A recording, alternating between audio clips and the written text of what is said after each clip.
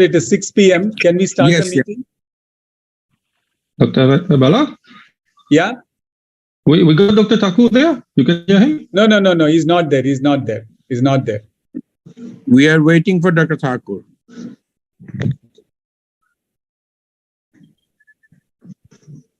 Okay, we start with the second speaker, Dr. Bala. Okay, sure. We try to sort his problem out. Sure. Yeah. Lutful sir, shall we start the meeting? Okay. All right. Yeah. All right. Okay. Welcome everybody to this AOSRA PM webinar of the month of May. Today we have presentations from Mauritius and also from India. We have two speakers today. From India, we have Dr. Tuhin Mistry, who will be talking on CAPS block. And we have Dr. B. Thakoor from Mauritius, who will be talking on role of regional anesthesia and acute postoperative pain. So our first speaker will be Dr. Tuhin Mistry. He is the junior consultant, Department of Anesthesiology and Perioperative Care of Ganga Medical Center and Hospitals. His area of interest are regional and trauma anesthesia, regional anesthesia teaching and research. He has over 100 publications and a contributing author to different books, including Barash's Clinical Anesthesia, South Asian edition. So I'll be requesting Dr. Tuhin Mistry to start his presentation. Thank you, sir. Am I audible, sir? Yes. Yes, you're audible. Yeah. Thank you, sir. Thank you so much for your kind introduction, sir. I would like to thank the committee members of AOSRAPM and especially Dr. Balavenkat sir for giving me this wonderful opportunity. I'm sharing my screen.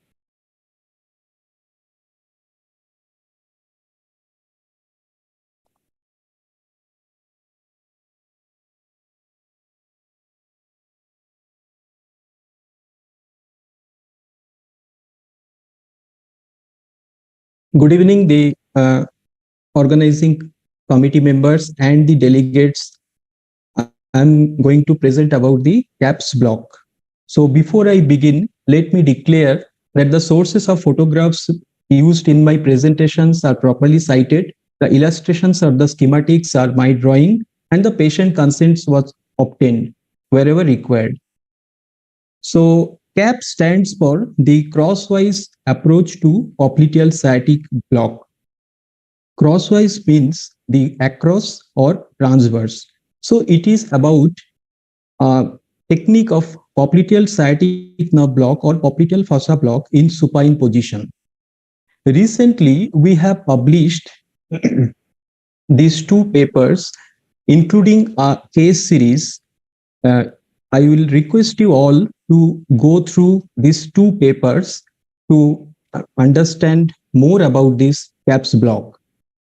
So now, what is CAPS block? Why do we need CAPS block? Is it different from the available ultrasound-guided popliteal sciatic nerve block approaches? Will it change the current RA practice for below-knee surgeries? I firmly believe that we will be able to find the answers after this lecture. So, popliteal sciatic nerve block or popliteal fossa block is widely practiced regional anesthesia or analgesia technique for below-knee surgeries. It is either used alone or in combination with a femoral or the saphenous nerve block. If we go through the literature, the available approaches for the ultrasound-guided popliteal fossa blocks are, according to the patient's position, it can be prone or lateral position, via posterior approach, in supine position via posterior, lateral or medial approach. According to the needling technique or the trajectory, it can be in plane, out of plane, lateral to medial, medial to lateral, or posterior to anterior approaches. Furthermore, some modifications of these conventional techniques like reverse Sims position or gapped supine or figure of four positions were also tried to overcome the technical difficulties faced in the conventional techniques. Now, in prone position we easily get an optimized image to perform the block, and it is very convenient for the performer or the anesthesiologist.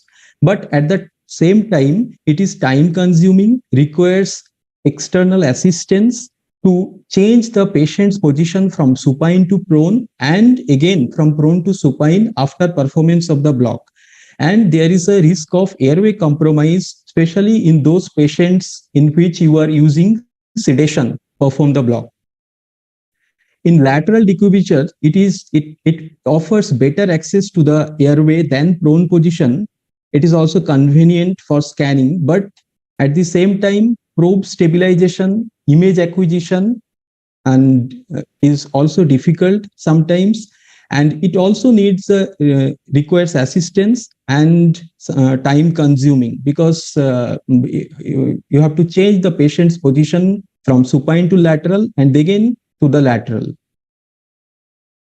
This prone or lateral position, that is the change in position, is harmful sometimes in case of polytrauma patients, patients with spine stability, Recording in or patients progress. on mechanical ventilation, and the pregnant ladies. Hence, sciatic nerve block in supine position is an attractive alternative to provide greater patient comfort while performing the procedure. Now, so far we have learned that we need supine position to perform the sciatic nerve block, which is better. Now let's focus what are the available supine popliteal sciatic nerve block approaches described in the literature. So I'm sure all of us has practiced this supine lateral or supine posterior approaches, and still some of us are practicing. So with supine lateral approach, the probe is placed on the posterior aspect of the popliteal fossa and the needle is inserted from lateral to medial direction. This approach requires assistance, and flexion at the knee joint creates an uneven surface. The legs also will have, because of the elevation, will have a tendency to roll. So the transducer placement and stabilization, the image acquisition, and the needle manipulation will be difficult in this position. Especially it is difficult for the trainees. As if you look at the hand position, it also very stressful to keep the hand like this during the performance of the block. Next, coming to the supine posterior approach, the patient position as well as the probe placement will be similar to the supine lateral approach, but here we are accessing the sciatic nerve out of plane technique from posterior to anterior direction. Here also the problems remain the same. To overcome these issues, capped supine position was described, but as you can see here, but here also it also didn't solve the issues. Later in 2016, Tahas described two different techniques to access the sciatic nerve in supine position, that is supine medial approach. But here also some problem still remains. If you look carefully, in all these supine approaches, lifting the leg or flexion at hip or knee joint is required. Limb movement can result in pain in non-anesthetized limb, and there might be misalignment of the non-stabilized fracture segments. Hence, we need a technique to perform the supine popliteal sciatic nerve block in neutral or anatomical limb position. We proposed a possible solution to this problem, that is the CAPS block, crosswise approach to popliteal sciatic nerve block. Let me discuss the relevant anatomy and sonoanatomy. Till now, we know that it is in the popliteal fossa, sciatic nerve enters through its apex and diverges into the tibial and the common peroneal components. It can be divided from its origin, that is sacral plexus, and up to the popliteal crease. the cadaveric studies demonstrated that divergence can happen at 0 to 11.5 centimeter or even up to 18 to 18.5 centimeter above the popliteal crease, where tibial and the common peroneal nerves leave the common paraneural sheath. Now, if we place the ultrasound probe in transverse orientation at the distal thigh, the distal part of the thigh, the ultrasound beam actually falls perpendicular to the sciatic nerve, generating a transverse cross-sectional image. This distal transverse approach, or CAPS approach, visualizes the sciatic nerve in short axis, medial to the biceps femoris muscle. This schematic diagram represents the transverse section at the distal thigh or popliteal fossa region before. The left one is before the divergence, as you can see here, and the right one is the after the divergence. We are catching the sciatic nerve here from the lateral aspect of the thigh. Now you need to understand the image what we are seeing on the ultrasound machine, that is actually 90-degree rotated image of the real anatomy. As you can see here, the left one with the linear probe and the right one with the curvilinear probe. So here, as you can see, the popliteal, the femur, popliteal vessels and the sciatic nerve, they are in the almost in the same line. So in the rotated image, what you are, there will be femur, then popliteal vessels, then the sciatic nerve.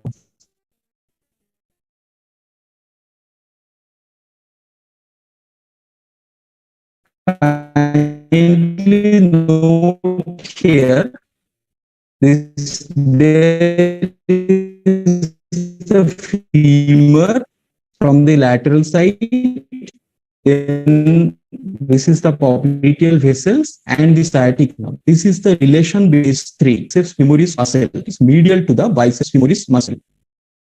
In pediatric patients and thin-built adult patients, I use the linear transducer to perform this block. Whereas in well-built muscular adult and obese patients, you can use curvilinear probe to perform this block. Now, along with the ultrasound probe, if you want to use the nerve stimulator, that is dual guidance, 0.5 milliampere current is enough, as we are using it for identification of the nerve, not for the localization, with 1 Hz frequency and 0.1 millisecond pulse duration. 100 to 150 millimeter 22 gauge short bevel insulated echogenic nerve block needle is required to perform this block.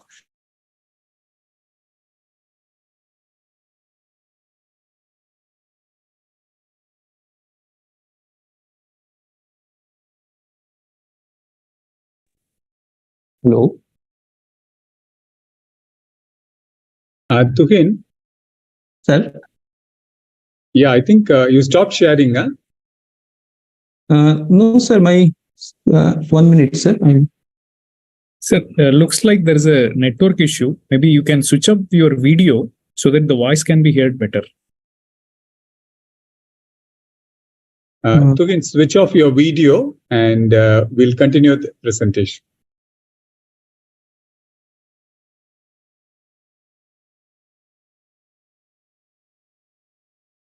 Yes, sir. Video off, sir. Yeah, go back to the slide, yeah. Sir, I have shared the slide, sir. Is it visible, sir? Yeah, it's visible. Okay. So, in pediatric and thin-built adults, I am using the linear transducer, and in muscular adult and well-built muscular adult and obese patients, I am using the curvilinear transducer to perform this block. Along with the transducer, along with the ultrasound, if you want to use the peripheral nerve stimulator, 0.5 milliampere current is enough in dual guidance, as we are using it for the identification, not for the localization. 100 to 150 millimeter 22 gauge short bevel insulated echogenic nerve block needle is required to perform this block, and the local anesthetic you can use according to your practice and the availability at your setup.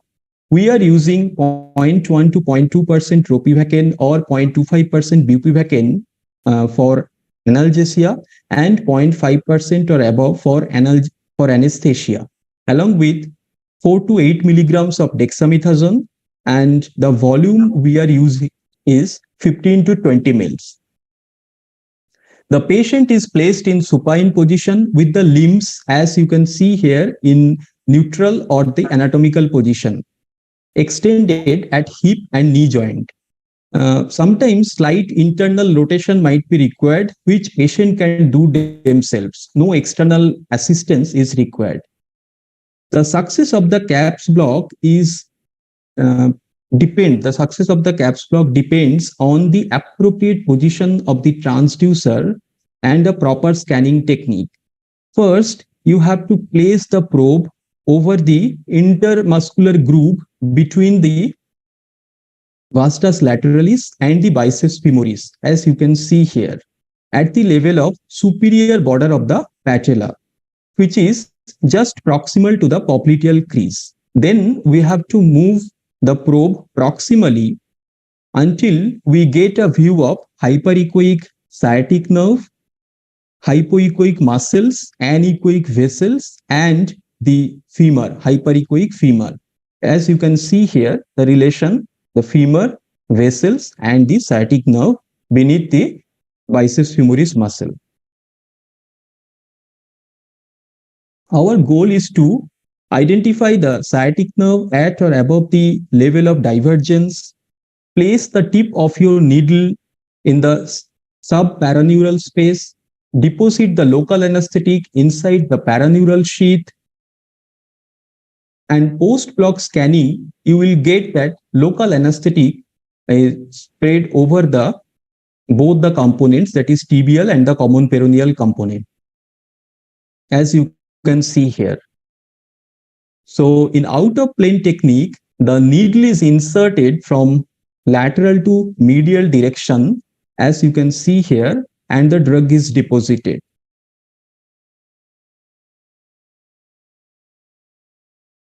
Whereas in in-plane technique, the needle is inserted from the anterolateral to the posteromedial direction, and it is placed at the sweet spot, that is where the divergence is happening, and the local anesthetic is deposited.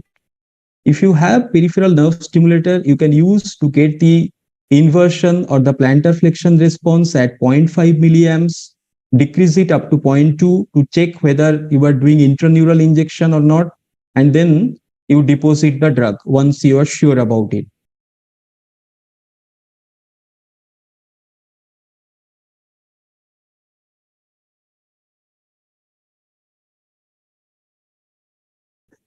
Just like the other popliteal sciatic nerve block approaches, CAPS block is indicated as an standalone anesthesia or analgesia for below-knee surgeries, along with the femoral or the saphenous nerve block. It can provide complete analgesia for below-knee surgeries.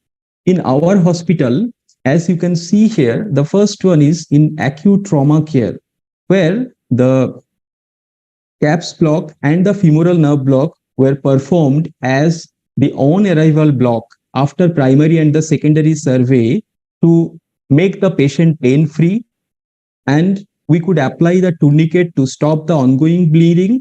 And after application of the tourniquet, surgeons could open the dressing which was done outside for evaluation. Second picture, you are seeing a patient with a bilateral calcaneum fracture. These patients sometimes are associated with spine injuries or spine fractures. So in this kind of patients, positional change can be harmful, or spinal anesthesia are sometimes avoided. So in this kind of patients, we perform bilateral CAPS block for calcaneum pinning. Other examples like Ilijarov fixator application or small bone fracture fixations. These are just few examples of which we are practicing in our hospital. So from our experience, the site of performance is within 5 to 10 centimeter proximal to the popliteal crease. Depending on the scanning area, the relation, the popliteal vessels, the relation between the popliteal vessels may alter. Sometimes it may not appear within the ultrasound image. We have seen that performance time significantly increased compared to the performance time significantly decreased compared to the other popliteal sciatic approaches. We usually perform it in out of plane technique, as the needle trajectory in awake patient is shorter, which cause lesser pain. And we have also compared with the other technique. The duration of analgesia is similar to the other techniques. The performer's experience might play a role in the success, but as per our experience, after few scanning sessions, our trainees can perform this block under supervision very well and safely.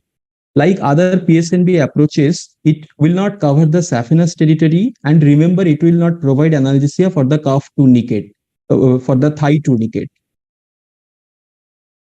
So currently we are working on the motor block effect on the CAPS block so that we can incorporate this block in our ERAS protocol. We are also doing technical comparison with the other popliteal sciatic nerve block approaches. We are also looking for the feasibility of catheter placement for continuous CAPS block. No doubt, prospective clinical trials, radiological and cadaverical investigations are needed. So to conclude, CAPS block is simple, safe, time-saving and convenient for both for the patient as well as the anesthesiologist. It is performed in anatomical or the neutral limb position. No external help is required. It is different from the already described popliteal sciatic nerve block, ultrasound-guided supine popliteal sciatic nerve block approaches. Here, no additional assistance, flexion at hip or knee joints, or any positional special devices are required. Along with the saphenous nerve block, it can provide complete analgesia for below-knee surgeries. Thank you all for patient listening. Lutful sir, I just wanted to congratulate Tuhin. This particular approach was his idea, and Tuhin, you can stop sharing the slide and open your video on. I'm very happy that Dr. Tuhin Mistry thought about this. This was well described in the peripheral stimulator guided approach to the popliteal sciatic block, but with the help of the ultrasound, the way it is called as the CAPS block, this terminology and the block itself is the brainchild of Tuhin Mistry. So Tuhin, please accept our congratulations for doing this. And he published it in the British Journal of Anaesthesia. And this has become such a useful technique. As he rightly mentioned, in trauma situations, you needn't turn the patient's position. You just can, you needn't go for the lateral position, and you can very effectively administer the block. Would also be good in patients with not necessarily trauma, in patients who come with diabetic foot for debridement, and in several situations where you do not want to alter the patient position. So excellent, Tuhin, and over to Dr. Lutful Aziz to share his comments and if there are any questions to ask. Thank you, Dr. Tuhin, and it was wonderful presentations and your achievement in making this block a success. And I think it will be a revolutionary change in the surgeries of below knee. I think it will be a very good analgesic and anesthesia technique. Thank you very much for that. And there was a request to for you to share your papers. That slide again, where the papers were there, so that people can go through those papers.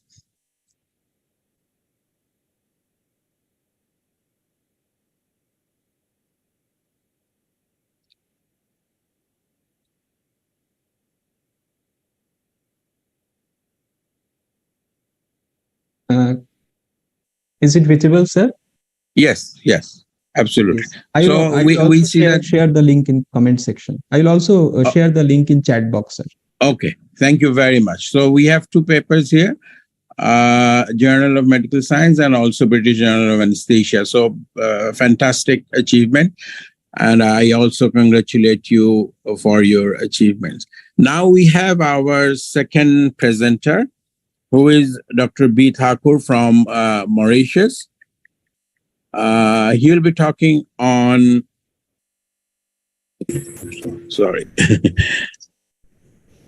he will be talking on role of regional anesthesia in acute postoperative pain. Dr. Thakoor is presently working as anesthesiologist and intensivist, AGG2 Hospital, Port Louis. He has done diplomas from various centers and also from Bordeaux University. And he has many publications, and his experience dates way back from 2012. I'll be, yes, he has many presentations and publications and attended many conferences, and we'll be looking forward to his presentations, acute postoperative regional anesthesia and acute postoperative pain. Dr. Thakoor, please start your presentation. Thank you. Thank you, dear colleagues. Can you hear me? Yes, yes. You're audible and visible. The slides are visible. Thank you. Okay, all right. Give me a sec.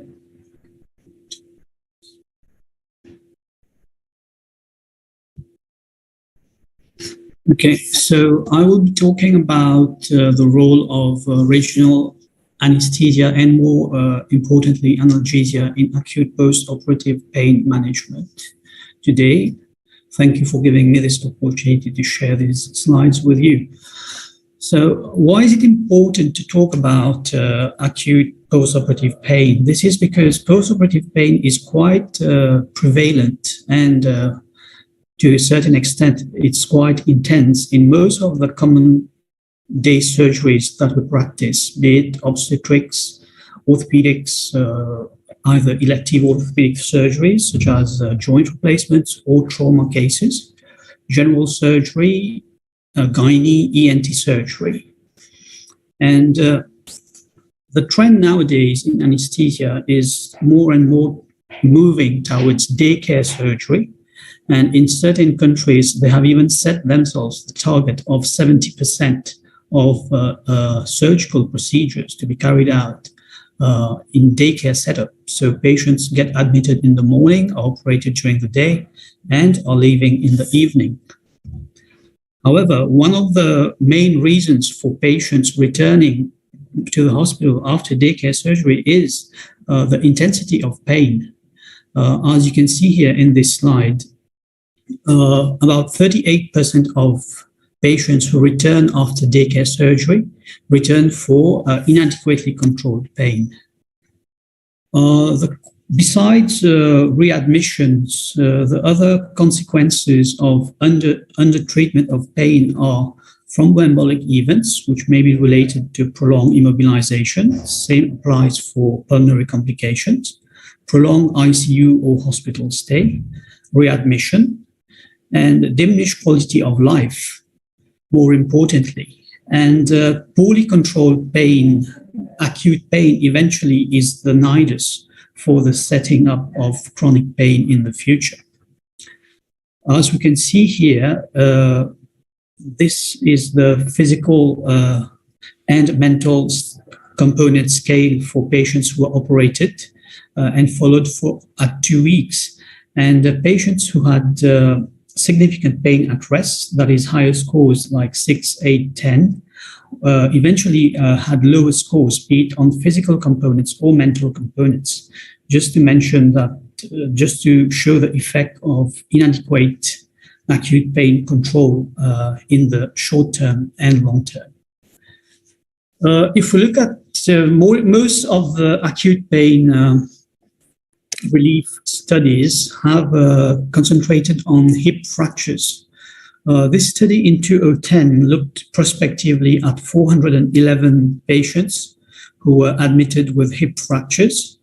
And what they found was that higher pain scores at rest postoperatively were associated with decreased walking ability, delayed ambulation, a greater potential for missed or delayed physiotherapy, and even reduced mobility at 6 months. And all these consequences were clinically significant. So what is the impact of regional anesthesia in surgery?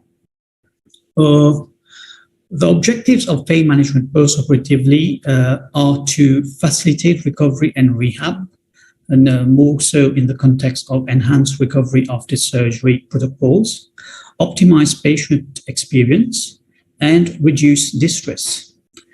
The growing role of regional analgesia in surgery is attributed to the urge to curb down use of OCEANIC, increasing clinical competencies among residents and specialists to adopt ultrasound-guided regional analgesia, and even the role of surgeons who can now place either wound catheters or plain catheters intraoperatively so that patients can benefit from regional analgesia postoperatively.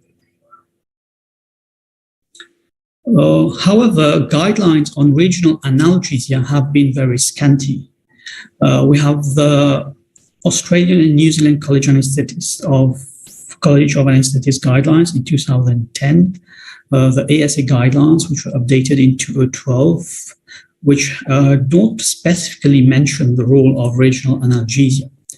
However, the last decade has seen an exponential growth in adoption of regional analgesia, and more recent guidelines, such as that of the French Society of Anesthesiologists and Intensivists in 2019, and the ESRA Prospect Group guidelines address these issues. Ultrasound has greatly contributed to the expansion of use of regional analgesia techniques. This is because we have a direct visualization of nerve and surrounding structures. The procedure is less painful. We can see the spread of local anesthetic under vision, and therefore we can use lesser volumes of local anesthetic. And it can also help us to place perineural catheters. So which block can we propose for which surgery?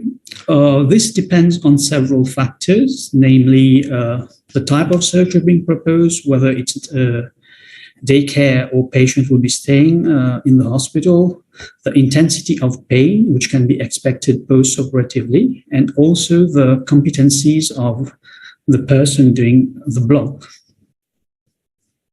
So usually we have three main groups of regional analgesia techniques: central and paravertebral techniques, namely spinal, epidural, and paravertebral blocks. We've got peripheral nerve block techniques, which are very well suited for upper and lower limb surgeries. And then we've got plain blocks, namely paravertebral, rectus sheath plain block, and other facial plain blocks such as the tab block or the QL block, which are well suited for abdominal and thoracic surgeries. So a brief recap about spinal anesthesia. It is simple to perform, very well suited for infraumbilical surgeries, provides a dense motor and sensory block. The duration is variable depending on the volume that is used and the position that is given afterwards. It is well suited for lower limb procedures, namely in orthopedics or vascular surgeries, and infraumbilical surgeries such as inguinal hernias, testicular surgeries, urological procedures, gynecological surgeries, or perineal surgeries. How to manage the side effects of spinal anesthesia?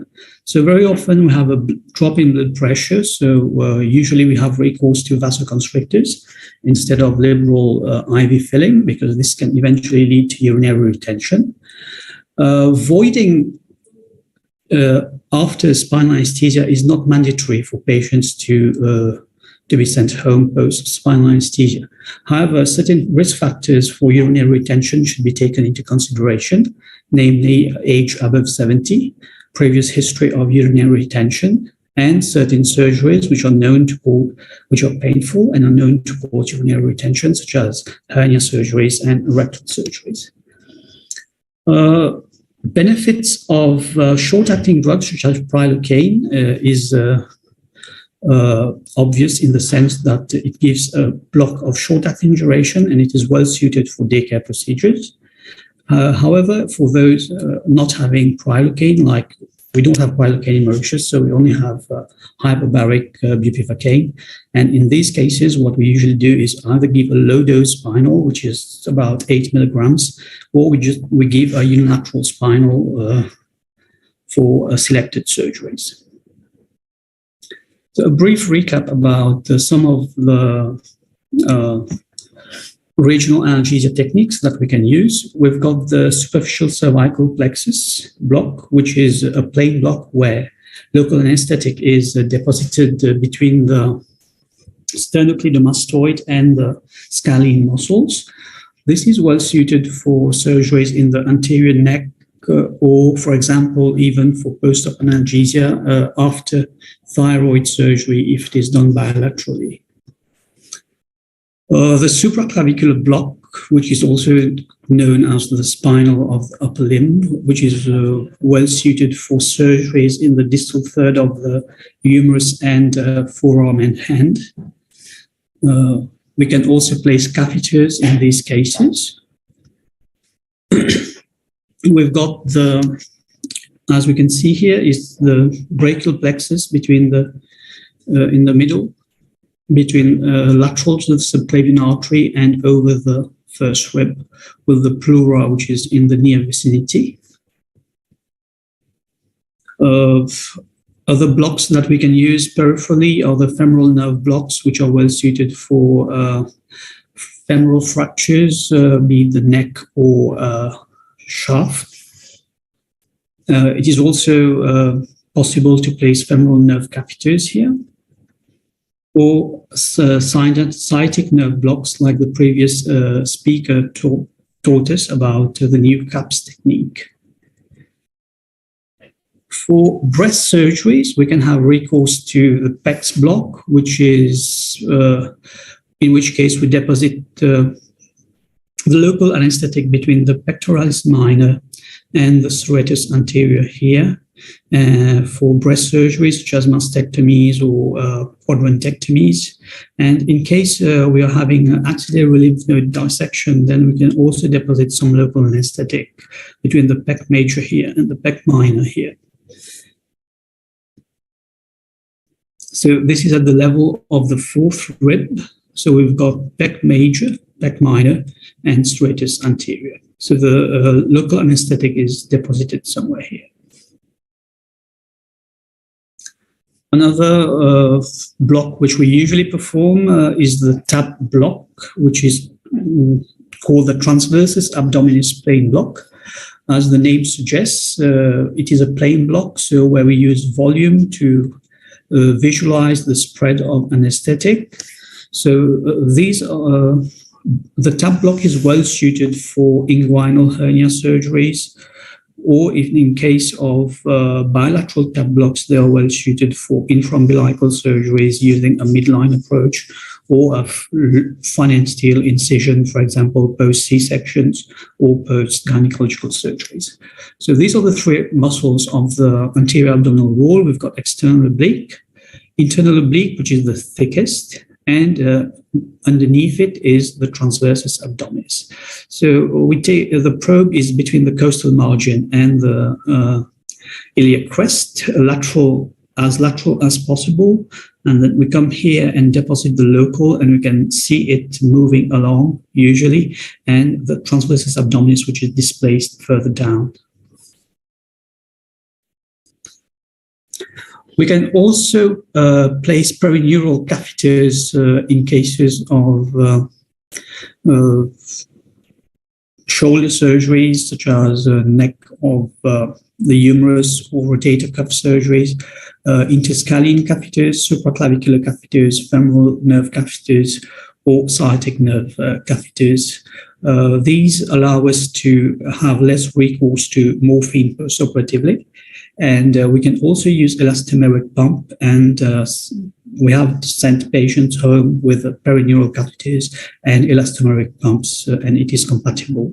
However, the only risk is that there can be catheter migration in certain cases, or leaks around the catheters. And for example, there's a risk of muscular weakness with femoral nerve catheters, depending on the concentration of the analgesic that we're using.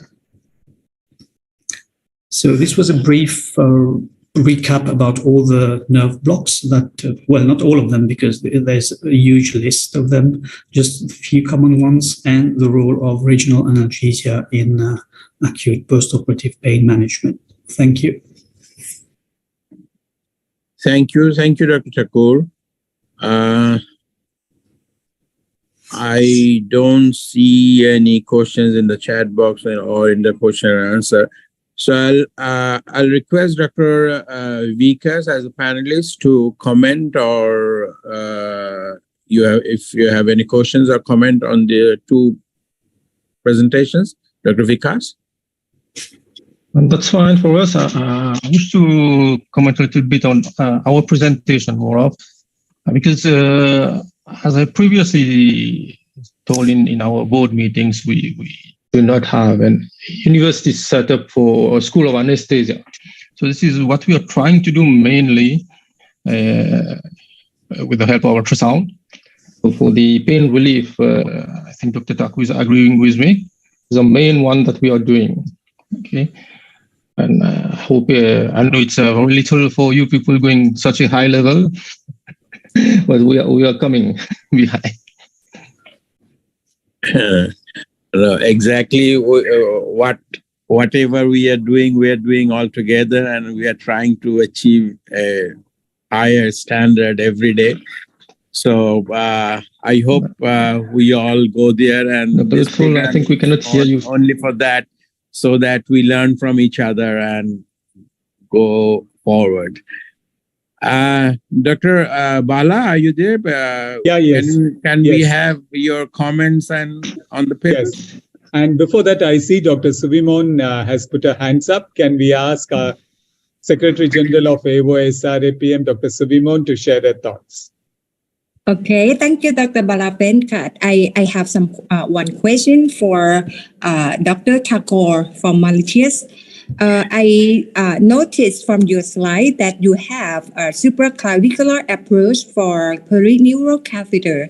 And so I wonder, because I haven't done it before, what do you think about this benefit for postoperative pain control for this technique compared to other approaches of brachial plexus block? Usually, we have done supraclavicular catheters because we do it commonly for forearm fractures or distal hand surgery, which are complex, as compared to more selective blocks, which can be done distally in the forearm. We've had good results in most of the cases. It's true that it is technically a bit more difficult to place a catheter in the supraclavicular region as compared to an infraclavicular approach, but it's something that we do. Can I add something here?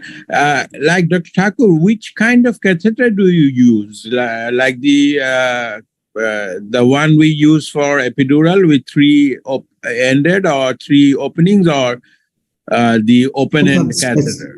We don't have specific perineural catheters, so we usually use a Queyt needle 18J and then thread the epidural catheter through it. Usually it's a distal, it's a catheter with the three orifices which are distally in the end. Okay. So, Dr. Thakoor, I just want to ask you, one of the toughest thing is to keep a supraclavicular catheter because of the neck movement and the tip of the catheter coming out. So when you're dealing with a forearm surgery or a hand surgery, do you think infraclavicular approach will be better than the supraclavicular approach because you have the muscle mass holding the catheter? Yeah, that is correct. The infraclavicular approach is usually more suited for catheter insertion as compared to supraclavicular. But depending on operator preferences, we are more comfortable doing it supraclavicular. And in case catheter migration is an issue, then we also use tunneling, whereby we tunnel the catheter subcutaneously. But I think it's very, very nice to note that in the Asian Oceanic region, that many of us have started using regional analgesia as a component of multimodal analgesia in taking care of the pain. So I think this is something pretty remarkable. And all of us, I think, should think, even if we do the case under general anesthesia, we need to incorporate a regional anesthetic technique so that the immediate postoperative requirements of opioids become less, patient is very comfortable, decreased incidence of nausea and vomiting, and possibly if we place the block before giving general anesthesia, then the intraoperative requirements of anesthetic agents also become less.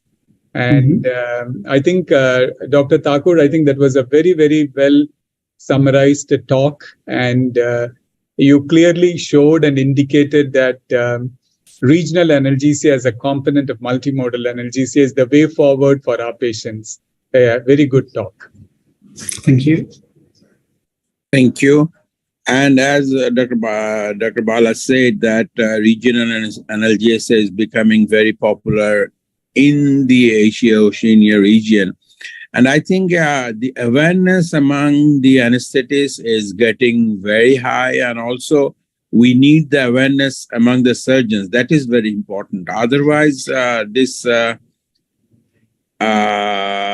way forward for regional anesthesia will be very difficult if we cannot convince our surgeons. So we need to prove ourselves that these techniques are really good, and also these are better and safe for the patient, and also gives better analgesia for the patients without opioids.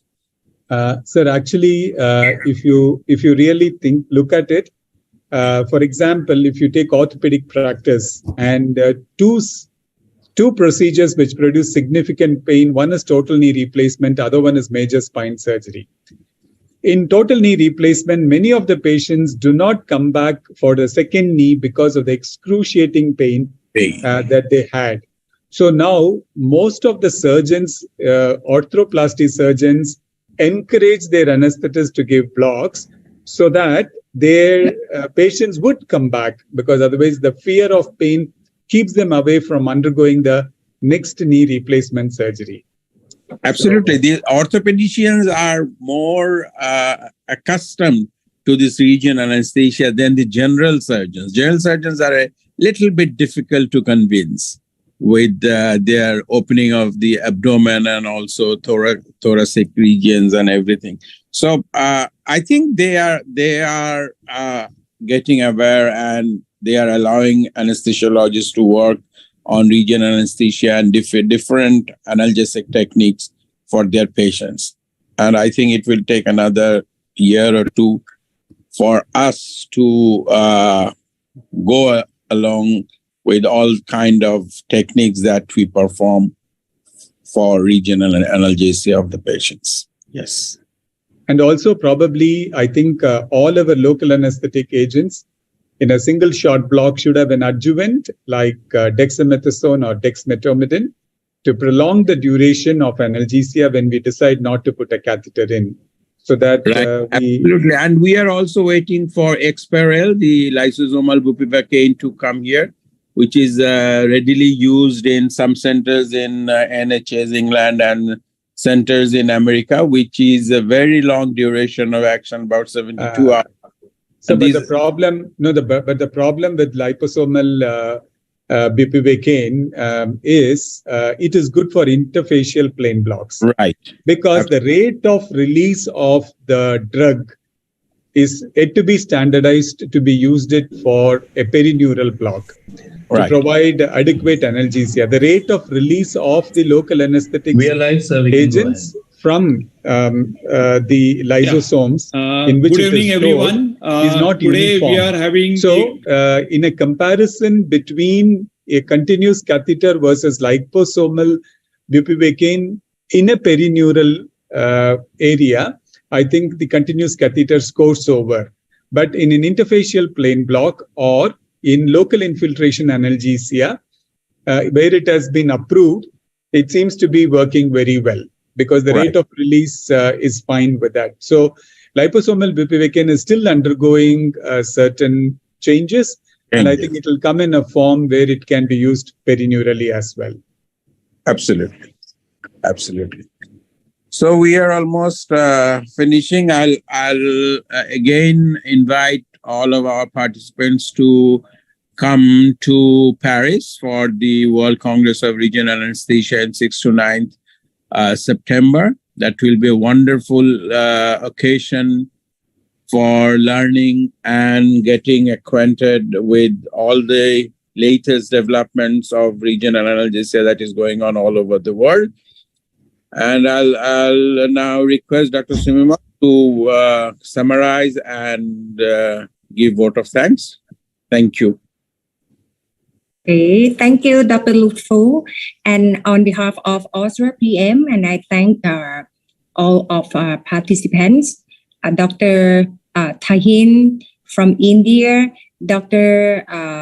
Thakoor from Mauritius, for night presentation, especially for the new approach of popliteal sciatic nerve block in supine position is quite nice for me, and I will try it and looking into it in your article.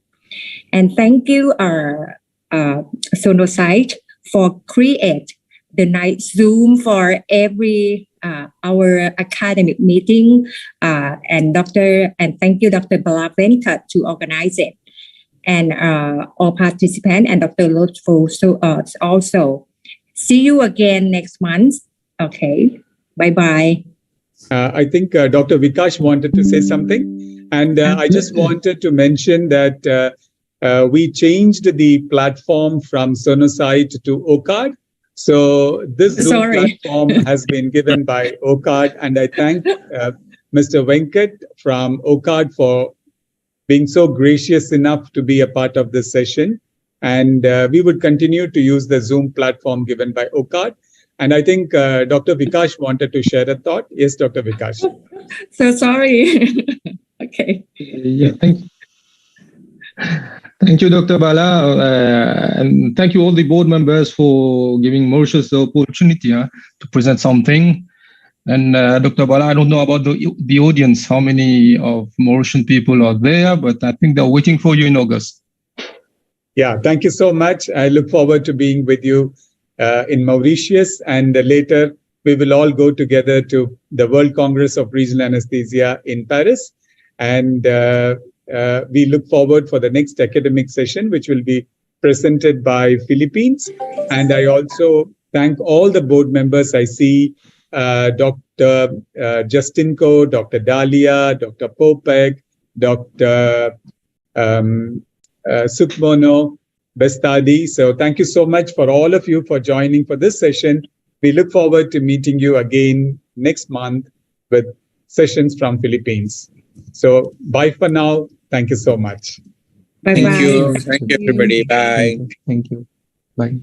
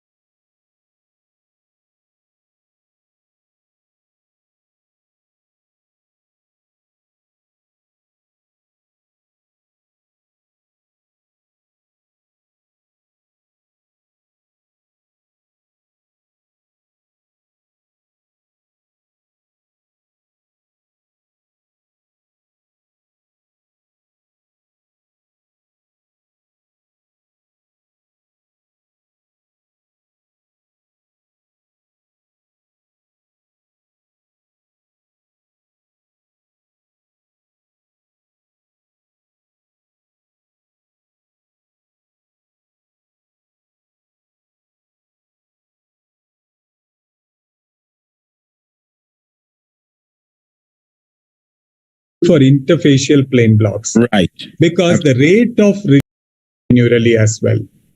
Absolutely. Absolutely. So we are almost finishing. I'll again invite all of our of AOSRAPM, and I thank all of our participants, Dr. And I thank Mr. Venk. Yeah, but I think they're waiting for you in August.